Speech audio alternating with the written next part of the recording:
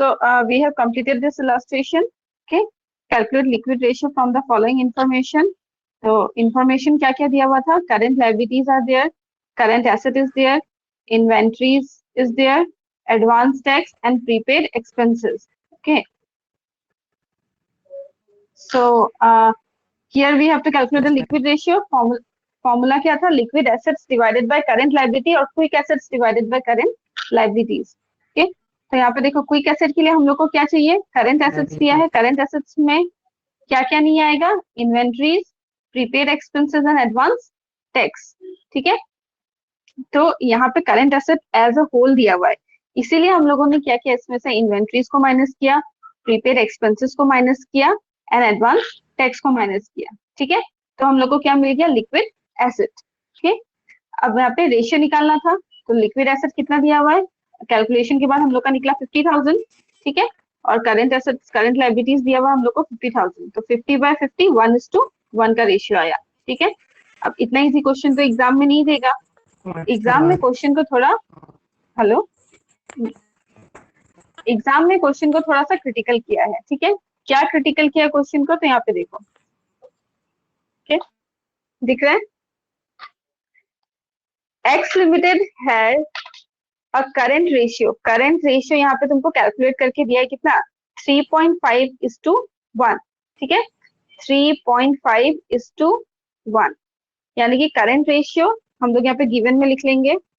क्या दिया हुआ है? करंट रेशियो दिया है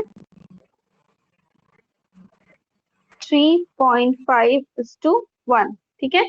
उसके बाद हम लोग को क्विक रेशियो दिया है कितना? 2:1. तो यानी कि हम लोग को क्विक रेशियो भी दिया हुआ है. ठीक है. कितना दिया है? 2:1. यानी कि अभी तक हम लोगों ने दो रेशियोज कैलकुलेट किया था. क्या क्या कैलकुलेट किया था? लिक्विडिटी रेशियो के अंदर current ratio and quick ratio. ठीक है. करंट रेशियो का फॉर्मूला क्या था? Current assets divided by current liabilities. ठीक है. और क्विक रेशियो का फॉर्मूला क्या था? क्विक एसेट्स या liquid asset bye current liabilities. ये फॉर्मूला था. अब हम लोग को कैलकुलेट तो यही दोनों करना था, बट यहाँ पे इस क्वेश्चन में क्या दिया हम लोग को? करंट रेशियो दे दिया है 3.5:1 और क्विक रेशियो भी क्वेश्चन में दे दिया है कितना? 2:1. ठीक है. If excess of current asset over quick asset represented by, यानी कि क्या बोला? Excess of current assets over quick asset, यानी कि हम लोग को करंट एसेट्स और क्विक एसेट्स का डिफरेंस दिया हुआ है. ठीक है. कितना? is represented by inventories is rupees 24,000. That means extra क्या है? Inventories 24,000. यानी कि दोनों के बीच का डिफरेंस कितना है?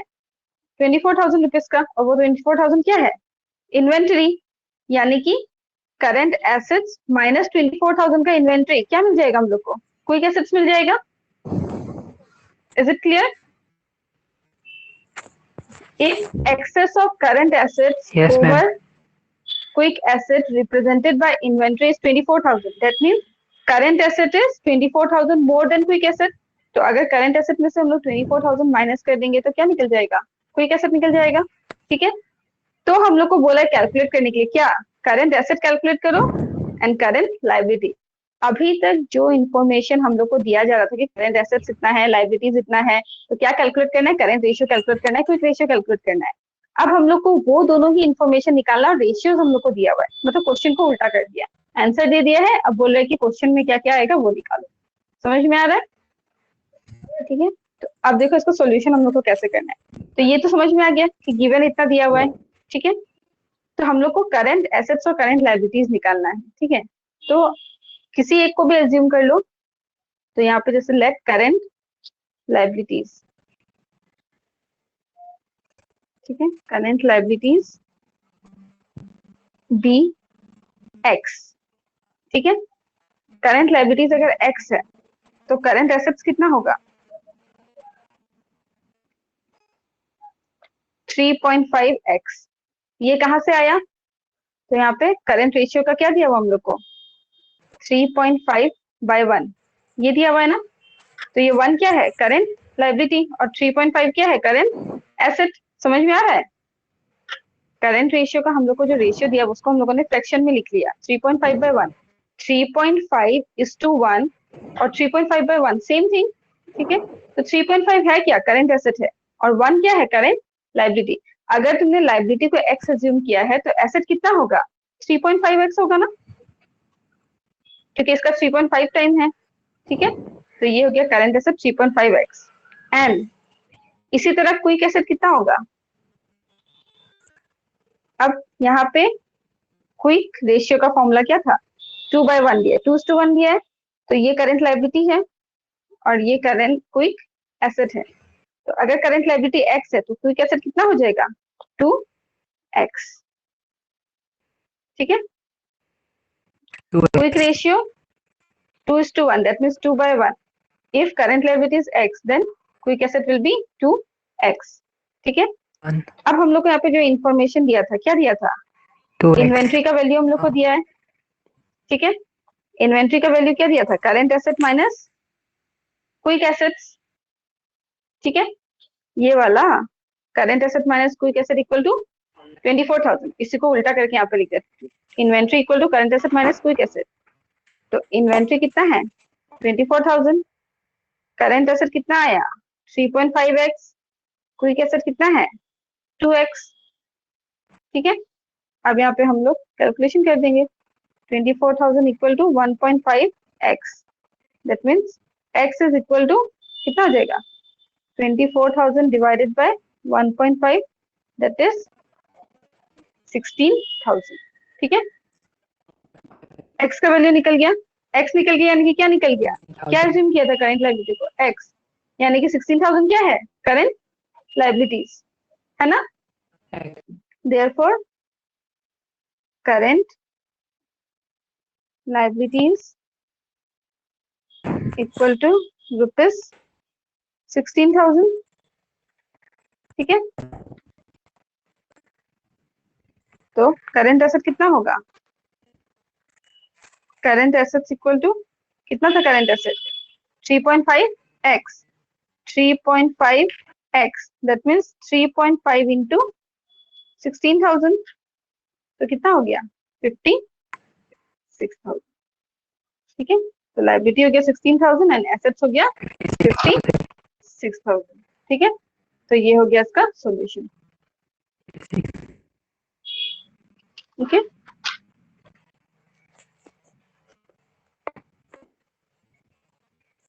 अब यहाँ पे वेरिफिकेशन करके देख लो, वेरिफिकेशन कैसे होगा, if you want to do verification here, तो वेरिफिकेशन के लिए क्या करना हम लोग को, करंट रेशियो का फॉर्मूला क्या था, current assets by current liability. तो करंट एसेट्स कितना है 56,000, करंट लायबिलिटी कितना है 16,000, तो रेशियो निकाल लेना 3.5/1 ही आएगा, ठीक है। और क्या निकाला था, क्विक रेशियो दिया हुआ था, क्विक रेशियो का फॉर्मूला क्या है, quick asset bye current liabilities. तो क्विक अब यहाँ पे करंट लायबिलिटीज कितना है 16,000 और क्विक एसेट कितना है 2x था ना, 2 इंटू एक्स, 2x यानी कि 2 इंटू 16,000, ठीक है। तो यहाँ पे कितना हो गया 32,000, तो ये भी रेशियो कितना है 2/1, ठीक है। ये वेरीफाई हो गया क्वेश्चन, इज इट क्लियर।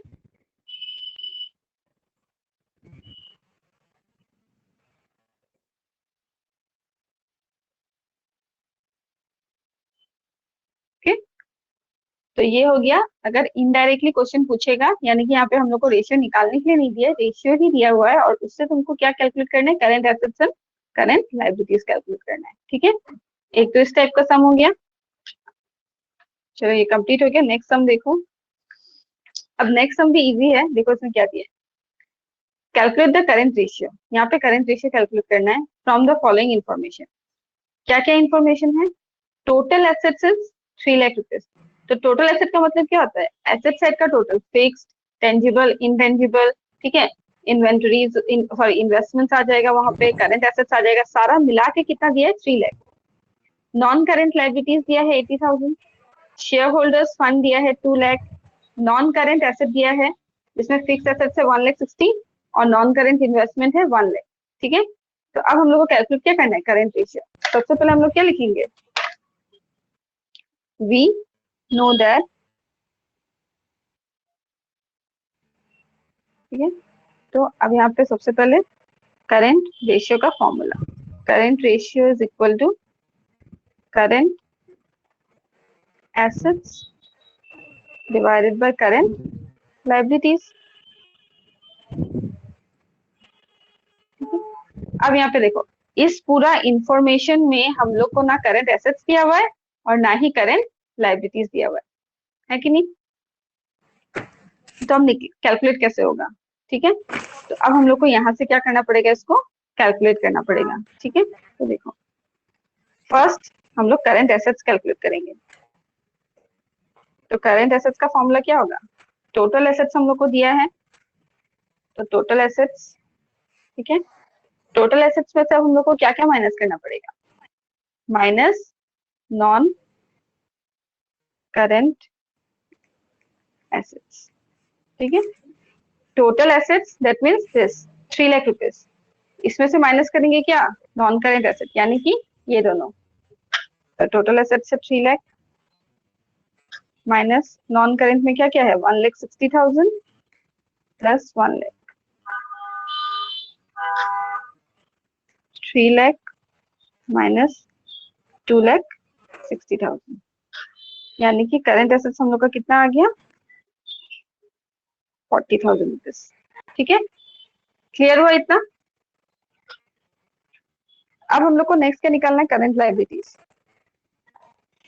तो देखो करंट लायबिलिटीज के लिए क्या दिया हुआ है, तो यहाँ पे शेयर होल्डर्स फंड दिया है, ठीक है, कितना? 2 लाख, और नॉन करंट लायबिलिटीज दिया है कितना? 80,000। ठीक है, तो 2 लाख और 80,000 हम लोग को दिया हुआ है। अब हम लोग को इसमें से current assets sorry current liabilities calculate करना। और कोई इन्फॉर्मेशन दिया है क्या? Non current liabilities share holders fund,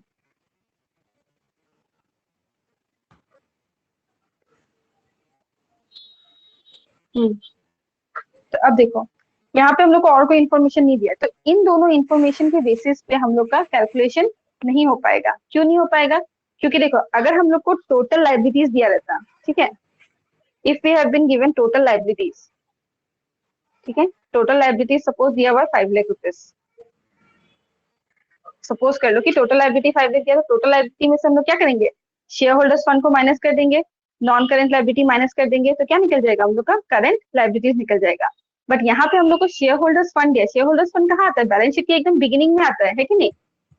total तो नहीं है वो बैलेंस शीट का, शेयर होल्डर्स फंड एकदम बिगिनिंग में आता है, share capital, reserve and surplus, है कि नहीं? शेयर होल्डर्स फंड वहां पे आता है। नॉन करंट लायबिलिटी क्या हो गया? जो करंट नहीं है, ठीक है, लॉन्ग टर्म डेब्ट्स ये सब आ गया, डिबेंचर्स वगैरह वो दिया हुआ है, तो करंट निकलेगा कैसे?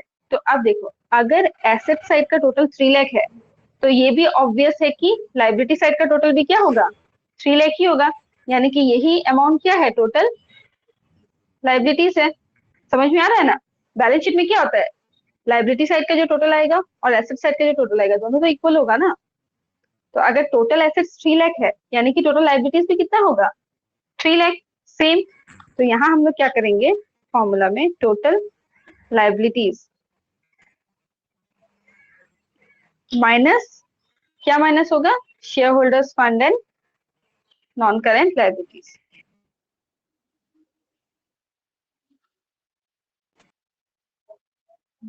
नॉन करेंट लायबिलिटीज,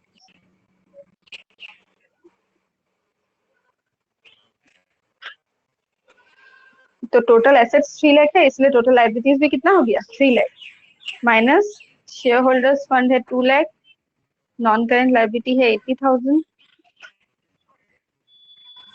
तो 3 लाख माइनस 2 लाख 80,000, यानी कि करंट लायबिलिटीज कितना आया? 20,000। ठीक है, तो अब रेशियो निकल जाएगा, therefore current ratio is equal to 40,000 by 20,000, तो कितना आया?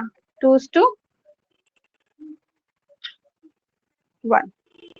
ठीक है, ये हो गया आंसर, तो ये हो गया इसका सॉल्यूशन। ठीक है, क्वेश्चन कितना छोटा सा दिया हुआ था, पर देखो इन्फॉर्मेशन कितना कम दिया हुआ है, यहाँ पे अपना दिमाग यूज करना है। कि अगर एसेट साइड का टोटल 3 लाख है तो ऑब्वियस है कि लाइबिलिटी साइड का टोटल भी 3 लाख रुपीज ही होगा, है कि नहीं, क्योंकि बैलेंस शीट में तो लाइबिलिटीज एंड एसेट्स इक्वल होता है। तो इससे ये सोल्यूशन निकल गया। ठीक है,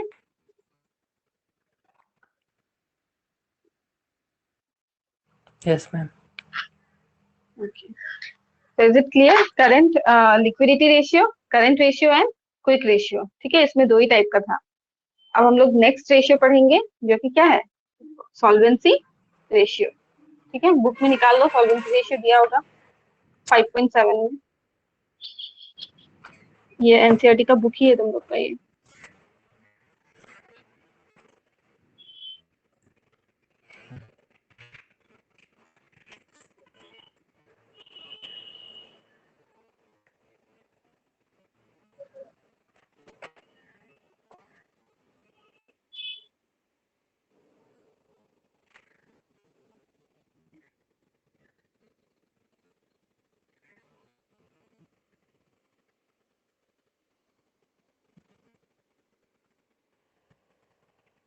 आफ्टर लिक्विडिटी रेशियो ही दिया होगा सॉल्वेंसी रेशियो, देखो क्वेश्चंस के बाद।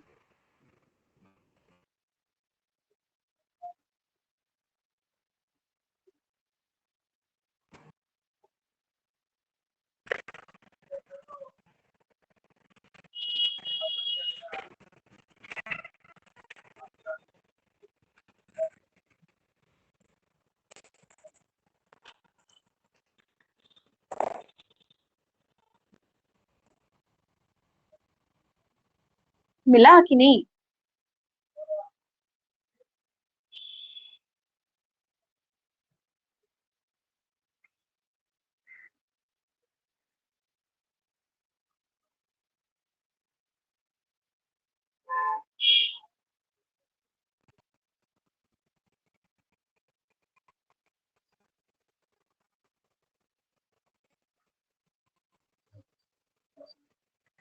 Have you got solvency ratio?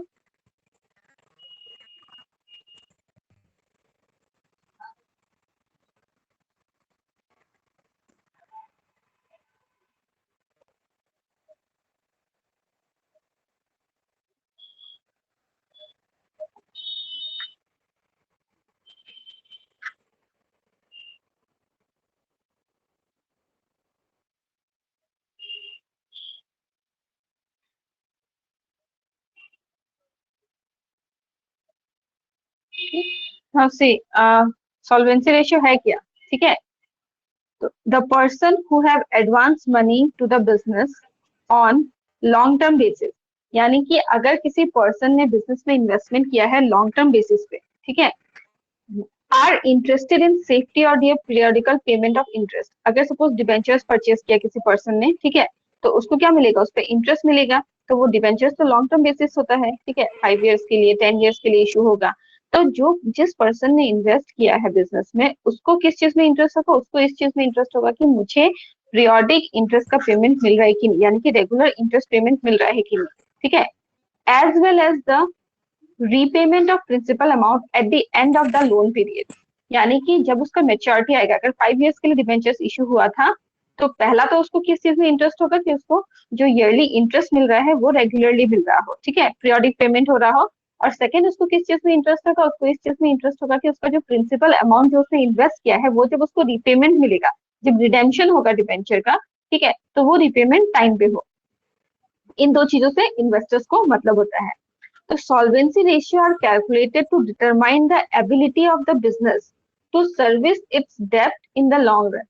यानी कि सॉल्वेंसी रेशियो जब हम लोग कैलकुलेट करते हैं तो इसको कैलकुलेट करके हम लोग को क्या पता चलता है, तो इस रेशियो को कैलकुलेट करके हम लोग को बिजनेस का एबिलिटी पता चलता है कि ये लॉन्ग रन में अपना डेब्ट को कितने इजीली सर्व कर सकता है। ठीक है, सर्व कर सकता है मतलब पेमेंट कर सकता है। ठीक है, तो ये हो गया सॉल्वेंसी रेशियो का मीनिंग। ठीक है, अब सॉल्वेंसी रेशियो को हम लोगों ने डिवाइड किया 5 टाइप्स में। ठीक है, डेब्ट इक्विटी रेशियो, डेब्ट to capital employed ratio, proprietary ratio, total assets to डेब्ट ratio and interest coverage ratio. ये 5 टाइप्स है। पहला हमने क्या पढ़ा था, लिक्विडिटी रेशियो पढ़ा था। ठीक है, उसके कितने टाइप्स थे, 2 टाइप थे, current ratio and quick ratio.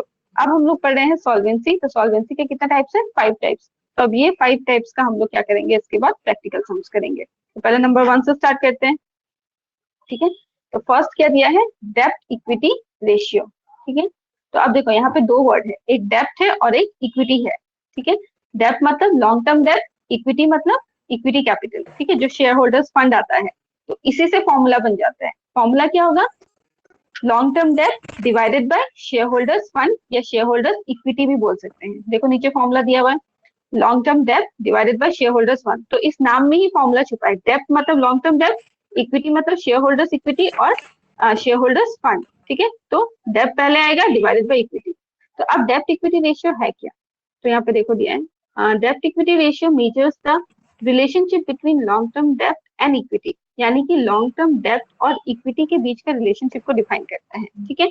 अब इसको फर्दर क्या बोला है देखो, if debt component of the total long term fund employed is small, अगर लॉन्ग टर्म फंड का जो डेप्थ कंपोनेंट है वो स्मॉल है, आउटसाइडर्स फील मोर सिक्योर। तो आउटसाइडर्स को क्या लगेगा इससे? उन लोगों को सिक्योरिटी ज्यादा लगेगा, ठीक है। From security point of view, capital structure with less depth and more equity is considered favourable as it reduces the chances of bankruptcy, ठीक है। तो कैपिटल स्ट्रक्चर क्या होता है पहले तो ये समझते हैं। कैपिटल स्ट्रक्चर मतलब जो कैपिटल मिक्स है हम लोग का, कितना हम लोगों ने इक्विटी इशू किया, कितना इक्विटी में कितना इक्विटी शेयर्स इशू किया, कितना प्रेफरेंस शेयर्स इशू किया, कितना डेप्थ इशू किया है, ठीक है। उसके बाद हम लोगों ने कितना लोन लिया है, मतलब तुमने जो कैपिटल गैदर किया है वो कैपिटल तुमने किस किस सोर्स से गैदर किया और कितना कितना प्रोपोर्शन है, ठीक है, वो सोर्सेस का। तो उसको बोलते हैं कैपिटल स्ट्रक्चर, ठीक है। तो कैपिटल स्ट्रक्चर जब हम लोग, कैपिटल स्ट्रक्चर में जितना लेस डेप्थ होगा, यानी कि जितना क्रेडिट्स कम होगा, डिवेंचर है उसके बाद अगर तुमने लोन लेकर के रखा है लॉन्ग टर्म लोन, तो सबसे पहले तुमको लोन का रिपेमेंट करना पड़ेगा, फिर तुम्हें डिबेंचर्स का रिपेमेंट करना पड़ेगा, फिर तुम प्रेफरेंस शेयर का रिपेमेंट करोगे, फिर लास्ट में अगर कुछ बचेगा तो वो इक्विटी शेयर होल्डर्स के पोर्शन में आएगा, ठीक है। तो यहाँ पे बोला गया है कि अगर डेप्थ कंपोनेंट छोटा होता है, ठीक है, तो आउटसाइडर्स को क्या रहता है, ये श्योरिटी रहता है कि कंपनी फ्यूचर में जाकर के बैंकरप्ट नहीं होगा, यानी कि कंपनी का लाइबिलिटी बहुत ज्यादा नहीं है, ठीक है। इक्विटी ज्यादा है, इक्विटी ज्यादा का मतलब कि उनका जो शेयर है वो ज्यादातर ओनर्स के पास ही है, आउटसाइडर्स के पास नहीं है, ठीक है। यानी कि अगर डिवेंचर्स है, लॉन्ग टर्म लोन है, तो उन लोग को रिपेमेंट करने में ही पैसा सारा खत्म हो जाएगा, ठीक है। तो अब यहाँ पे डेप्ट इक्विटी रेशियो के लिए क्या बोला है कि अगर डेप्ट इक्विटी रेशियो 2:1 आता है, ठीक है, यहाँ पे देखो दिया है, normally it is considered to be safe if डेप्ट इक्विटी रेशियो इज 2:1। अगर डेप्ट इक्विटी रेशियो 2:1 आता है तो इसका मतलब क्या है कि ये नॉर्मली सेफ इसको कंसिडर किया जा सकता है, ठीक है। पर ये जरूरी नहीं है कि 2:1 ही आएगा, अलग अलग इंडस्ट्रीज का अलग अलग टाइप से भी रेशियोज कैलकुलेट हो सकता है, ठीक है। तो ये हो गया डेप्ट इक्विटी रेशियो। अब डेप्ट इक्विटी रेशियो का फॉर्मूला तो पता चल गया, डेप्ट equity ratio is long term dept bye share holders fund. तो अब यहाँ पे शेयर होल्डर्स फंड में आता क्या क्या चीज, ठीक है। तो फर्स्ट आइटम क्या है, शेयर कैपिटल। शेयर कैपिटल मतलब equity share capital, preference share capital दोनों। Reserve and surplus, reserve and surplus यानी कि प्रॉफिट जो होगा करंट ईयर का, प्रीवियस ईयर का भी अगर प्रॉफिट है तो, सिक्योरिटीज प्रीमियम रिजर्व है तो, ठीक है, reserve and surplus. Money received against share warrants, अगर तुमने शेयर सर्टिफिकेट्स इशू किया है, ठीक है, तो उसके अगेंस्ट तुम्हें मनी रिसीव हुआ है, वो भी यहाँ पे आ जाएगा। शेयर वारंट्स मतलब ये निगोशिएबल इंस्ट्रूमेंट ही होता है, ठीक है, जिसमें तुम्हारा सर्टिफिकेट में लिखा रहेगा कि जिसके पास ये सर्टिफिकेट है वही उस अमाउंट का मतलब हकदार है, ठीक है। Share application money pending allotment, अब यहाँ पे ये share application money pending allotment balance sheet में दिखा है ना तुम लोग को, ये थर्ड पॉइंट में रहता है, ठीक है, शेयर होल्डर्स फंड में। तो share application money pending allotment होता क्या है, तो जब हम लोगों ने जब वो किया था forfeiture of shares, sorry forfeiture issue of shares का जब हम लोगों ने जर्नल एंट्रीज किया था, तो वहां पे एक कॉन्सेप्ट आया था ओवर सब्सक्रिप्शन, ठीक है। तो जब ओवर सब्सक्रिप्शन होता है तो हम लोग क्या करते हैं, ओवर सब्सक्रिप्शन होने के टाइम पे हम लोग क्या करते हैं, एप्लीकेशन में अगर ज्यादा पैसा रिसीव हुआ है तो उसको दो तरीके से यूज कर सकते हैं। या तो हम लोग प्रोराटा अलॉटमेंट कर देते हैं, अलॉटमेंट के साथ एडजस्ट कर देते हैं उस पैसे को, नहीं तो हम लोग क्या करते हैं उसको रिफंड कर देते हैं, ठीक है। तो अब क्या करते हैं, अगर हम लोगों ने रिफंड, अगर सपोज हम लोग के पास मान लो कि 10,000 का हम लोग के पास आ गया था एप्लीकेशन, ठीक है, हम लोगों ने इशू किया था 8,000 ही, तो 2,000 एक्सेस आ गया, तो उसमें हम लोग दोनों दोनों मेथड एक साथ भी यूज कर सकते हैं ना, 1,000 का पैसा रिफंड कर दिया और बाकी का 1,000 को स्टोर करके रख दिया कि फ्यूचर में इसको अलॉटमेंट के साथ एडजस्ट करेंगे। तो अब जो ये share application money pending allotment है, यानी कि वो एप्लीकेशन मनी जो हम लोग के पास अभी तक रिसीव किया हुआ है इन एक्सेस है बट उस पर अलॉटमेंट अभी तक नहीं हुआ है, ठीक है, नहीं हुआ यानी कि एप्लीकेशन होने के साथ साथ तो अलॉटमेंट नहीं हो जाता ना, अलॉटमेंट में टाइम लगता है। तो उस ड्यूरेशन तक उस अमाउंट को हम लोग क्या रेफर करते हैं, share application money pending allotment. क्योंकि देखो एप्लीकेशन में जो पैसा एक्स्ट्रा रिसीव हुआ है उसको जब हम लोग रिफंड करते हैं, ठीक है, तो रिफंड करने के लिए टू बैंक अकाउंट लिखते हैं ना एंट्री में, जनरल एंट्री में, तो वो तो वहीं पे रिफंड हो गया। बट जो अमाउंट तुम्हारा अलॉटमेंट में जाता है वो अलॉटमेंट, तो जब अलॉटमेंट का एंट्री हम लोग करेंगे, जब अलॉटमेंट होगा 1 महीने के बाद हो एप्लीकेशन के, 2 महीने के बाद अलॉटमेंट हो, उसके बाद ही तो वो वाला अमाउंट एडजस्ट होगा अलॉटमेंट में रिसीव के टाइम पे। तो तब तक के पीरियड के लिए जो वो पैसा हम लोग के पास रिजर्व रखा हुआ है उस पैसा को हम लोग क्या बोलेंगे, तो उस पैसा को हम लोग क्या बोलते हैं, share application money pending allotment. Clear हुआ, ठीक है, मतलब वो अमाउंट जो रिफंड नहीं हुआ है बट अभी तक उसका अलॉटमेंट भी नहीं हुआ है, ठीक है, वो पोर्शन। फिर आता है शेयर कैपिटल। शेयर कैपिटल में तो बताया क्या क्या आता है, इक्विटी शेयर कैपिटल और प्रेफरेंस शेयर कैपिटल आएगा, ठीक है। फिर शेयर होल्डर्स फंड में एक और तरीके से भी हम लोग कैलकुलेट कर सकते हैं, कैसे, अगर ये फॉर्मूला के लिए इंफॉर्मेशन नहीं दिया है क्वेश्चन में तो हम लोग ये फॉर्मूला यूज कर सकते हैं, non current assets plus working capital minus non current liabilities, ठीक है। और वर्किंग कैपिटल का फॉर्मूला क्या होता है, current assets minus current liabilities, ठीक है। ये फॉर्मूला यूज करके भी हम लोग कैलकुलेशन कर सकते हैं। क्लियर हो गया, क्या पढ़ रहे थे अभी हम लोग, सॉल्वेंसी रेशियो पढ़ा, सॉल्वेंसी के अंदर नंबर 1 पढ़ा क्या, डेब्ट equity ratio. Is it clear. तो अब हम लोग इसके आगे जाते हैं, प्रैक्टिकल सम करके देखते हैं, ठीक है। अब देखो बुक में देख लो, इलास्ट्रेशन 7 दिया होगा। From the following balance sheet of ABC company limited as on March 31, 2015 calculate डेब्ट इक्विटी रेशियो। अब यहाँ पे तुमको बैलेंस शीट दिया हुआ है एबीसी कंपनी लिमिटेड का, ठीक है, 2015 का, और बोला है कि डेब्ट इक्विटी रेशियो कैलकुलेट करो। तो सबसे पहले तो हम लोग को ये देखना है कि डेब्ट इक्विटी रेशियो का फॉर्मूला क्या है, ठीक है। तो यहाँ पे हम लोग सबसे पहले लिखेंगे क्या, ये इलास्ट्रेशन 7 सॉल्यूशन। तो पहले हम लोग लिखेंगे वी नो दैट,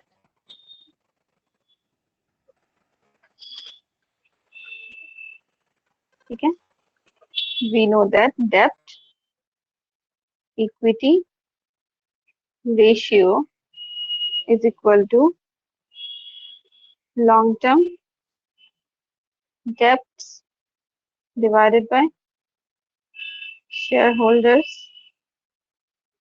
फंड, ठीक है। अब हम लोग को ये दोनों चीज चाहिए इसमें इंफॉर्मेशन में। तो अब देखो क्वेश्चन में क्या क्या दिया हुआ है।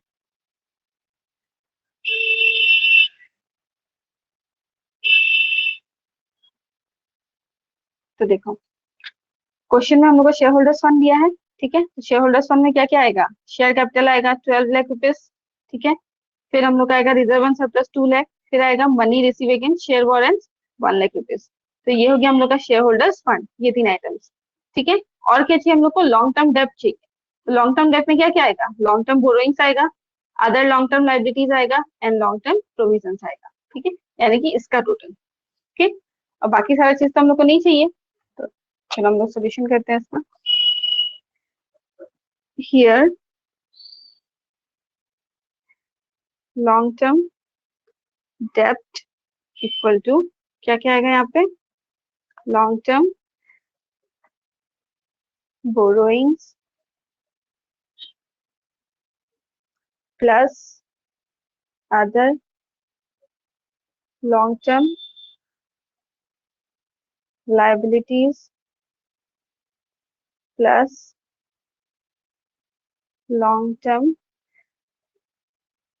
प्रोविजंस, ठीक है। तो अमाउंट देख लो कितना कितना है, लॉन्ग टर्म बोरोइंग्स का है 4 lakh plus other long term 40,000 plus 60,000 हो गया लॉन्ग टर्म प्रोविजन। तो ये हो गया ₹5 लाख, ठीक है। 5 lakh is the total long term debt.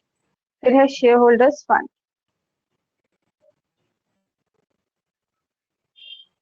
ठीक है। तो शेयर होल्डर्स फंड में क्या क्या आएगा, शेयर कैपिटल आएगा, रिजर्व्स एंड सरप्लस आएगा,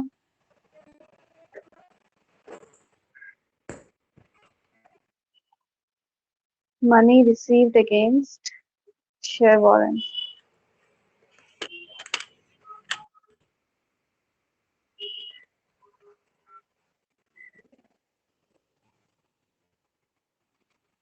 ठीक है। तो शेयर कैपिटल का अमाउंट कितना है देखो, 12 लाख प्लस रिजर्व सरप्लस कितना है, 2 lakh plus money receive against share warrants है 1 लाख, यानी कि 12 2 14 और 15 15 लाख रुपीस हो गया शेयर होल्डर्स फंड। देयरफॉर डेब्ट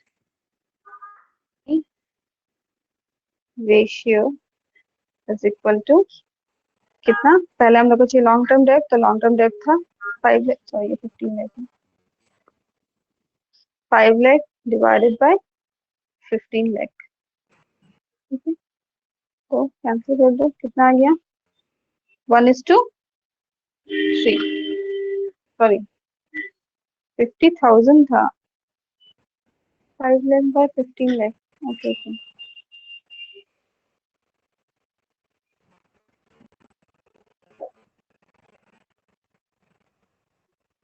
twelve 13 14 15 4 lakh,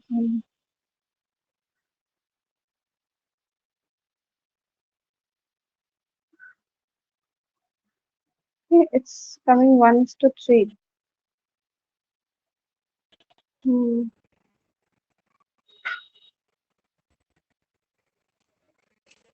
Calculate, Mustafiz calculate করাছেন, বুকত ইয়াত 0.33:1 দিয়া আছে।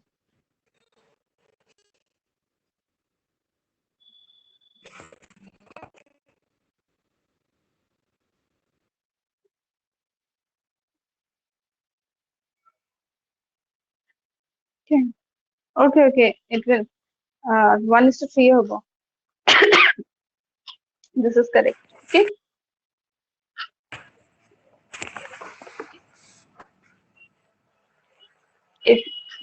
If you want to convert it into, then 3 1s are 3, sorry, 3 1s are 3 and 1 divided by 3 is 0.33.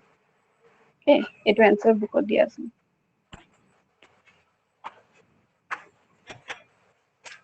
So this method is the direct method. Okay, if you want to solve it from another formula, then what will be the case? See, alternatively, equity का formula क्या था, non current assets plus working capital minus non current liabilities. This was the formula. ठीक है sir, alternate formula. So in our question we have given these informations also. That means from both the formulas you can calculate this. Both the formulas means this one, shareholders fund, this one is the one formula and this is the another formula for this shareholders fund. Okay, तो ये formula use करके भी हम लोग का answer निकल गया। अभी तो हम लोगों ने जो निकाला इस फॉर्मूला के बेसिस पे निकाला, and now you will try by using this formula. Okay, what is this, non current asset plus working capital minus non current liability. So in our balance sheet we have given information, non current asset, that means fixed assets, non current investment and long term loans and advances. These three items will comprise your non-current assets. Okay, then what was the formula, non-current asset minus, sorry, plus working capital. So working capital formula is current assets minus current liability. So current asset is how much, these 1,50,000, 1,50,000, 1 lakh, 2,50,000 and 50. Okay, current investment, inventory, trade receivable, cash and cash equivalent, short-term loans and advances. This is your current asset. Okay, minus current liabilities. Current liabilities means short-term borrowings, trade payables, other current liabilities and short-term provisions. These are your current liabilities. So assets total minus liabilities total will be your working capital. Okay, then minus non-current liabilities. Now non-current liabilities, these three, long-term borrowings, other long-term liabilities and long-term provisions. ठीक है, ये तीनों को total करके हम लोग minus करेंगे तो हम लोग को क्या मिलेगा, शेयर होल्डर्स फंड मिलेगा। ठीक है, तो फॉर्मूला क्या है हम लोग का, share holders fund, sorry, long term डेब्ट divided by share holders fund. तो लॉन्ग टर्म डेब्ट के लिए फिर से ये इसी का टोटल लेना पड़ेगा हम लोग को, ये तीनों आइटम्स का। ठीक है, एक बार ऑल्टरनेटिव मेथड से भी सॉल्व करके देखना है आंसर सेम आता है कि नहीं। ठीक है,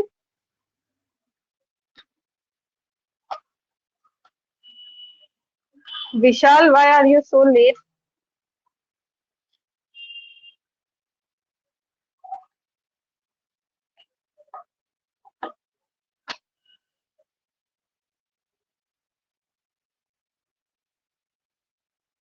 ওকে যদি মাত অহা নাই এই ক্লাছটো মই ৰেকৰ্ডিং কৰিলো ৰেকৰ্ডেড লেকচাৰটো শুনি ল'বা তাত মই মাতটো ক্লিয়াৰলি শুনি পাবা যোনটো পৰ্চনৰ পৰা শুনি পোৱা নাই সেইটো পৰ্চনৰ পৰা ৰেকৰ্ডিংটো চাই ল'বা ঠিক আছে লাষ্ট ক্লাছ মই ৰেকৰ্ডিং কৰিব পাহৰি গৈছিলো এইটো ক্লাছত ৰেকৰ্ডিং কৰিছো সেইটো ৰেকৰ্ডিং চাই ল'বা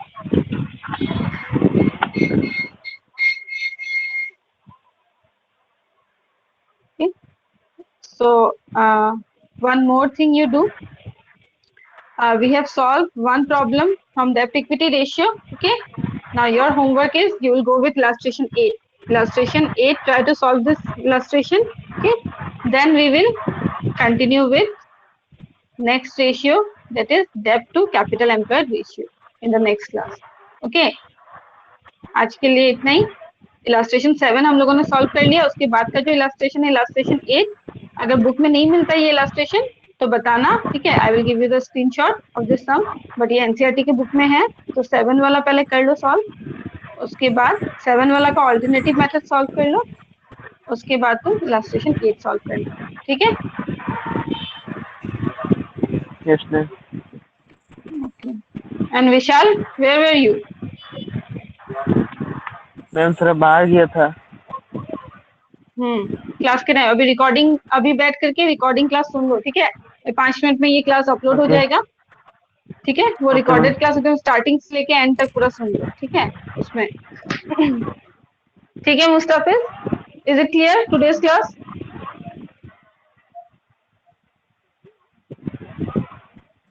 Yes. ओके तो हम लोग परसों फिर क्लास करते हैं ठीक है तब तक ये कर लो सॉल्व ओके